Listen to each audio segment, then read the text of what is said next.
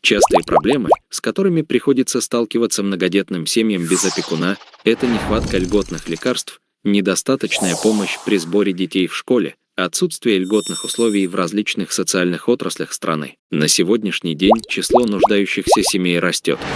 Отсутствие земельных участков – это, пожалуй, один из самых острых проблем с жильем наших граждан-женщин-вдов.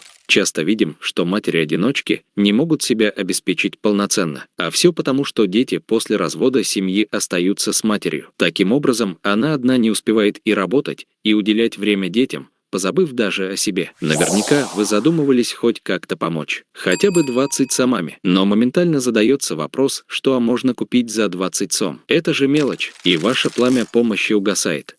Но мы говорим нет, это не мелочь. Мы общественное объединение искренне верим, что великие пути начинаются с маленького шага. Ведь многовековой дуб когда-то был простым желудем. Все великие памятники начинались с простого камня. А озеро собралось с одной капли воды. Посмотрим, что же можно купить за 20 сом.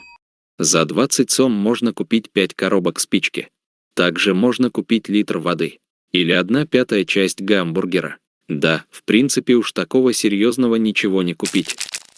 Но 20 сом много, когда нас много. Если с каждого члена семьи собрать по 20 сом в месяц, то даже с участием 50% населения города можно собрать средства, которых хватит на обеспечение всех нуждающихся семей.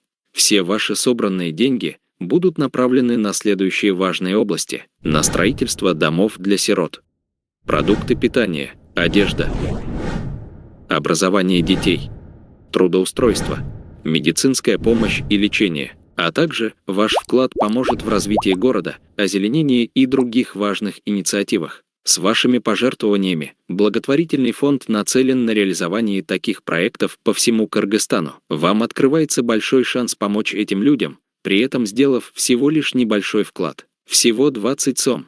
Для пожертвования просто пополните баланс указанного номера и сделайте свой маленький вклад в большое дело.